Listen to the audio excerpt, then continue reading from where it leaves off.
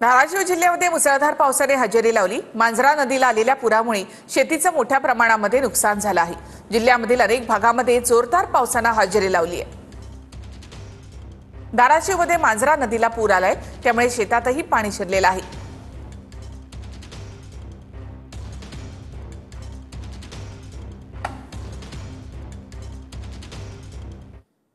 तर पावसामुळे तावरचा नदीला पुराची स्थिती निर्माण झाली आहे। नदीवरील भुसणी बंधाऱ्याचे दरवाजे वेळेत उघडले नसल्यामुळे शेतकऱ्यांचं मोठं नुकसान झालंय।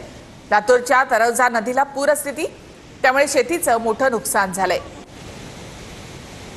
लातूर जिल्ह्यात झालेल्या सर्वदूर पावसाने लातूर जिल्ह्यातल्या सर्वच नद्या ज्या आहेत ते दुतडी भरून वाहताना आपल्याला पाहायला मिळत आहे। औसा तालुक्यातल्या तावरजा नदीवरचं आपण हे चित्र पाहतो आहोत। आपण जर पाहिलं तर अशा पद्धतीनं दुतडी भरून तावरजा नदी पूर्णपणे वाहते आहे आणि आजूबाजूची शेती जी आहे ती अचानक झालेल्या पावसाने प्रभावित झालेली आपल्याला पाहायला मिळत आहे। नदीकाठची जी शेती आहे ते पूर्णपणे पाणी घुसल्यामुळे त्याचं मोठं नुकसान जे आहे ते आपल्या तावरजा नदीकाठच्या शेतांमध्ये पाहायला मिळत आहे। पूर्ण क्षमतेने या नद्या वाहत आहेत। मे महिन्यामध्ये मोठा पाऊस झाल्यामुळे जमिनीमध्ये पाणी शोषण्याची जी काही क्षमता आहे ती संपलेली आहे। त्यामुळे थोडाही पाऊस झाला की नद्यांना पुराची स्थिती लातूर जिल्ह्यामध्ये निर्माण होताना पाहायला मिळत आहे। आपण जर पाहिलं तर तावरजा नदी जी आहे ते पूर्णपणे पुराच्या स्थितीने वाहताना आपल्याला पाहायला मिळत आहे आणि आजूबाजूची शेती जी आहे ते पूर्णपणे प्रभावित झालेली या पावसामुळे आपल्याला पाहायला मिळते आहे।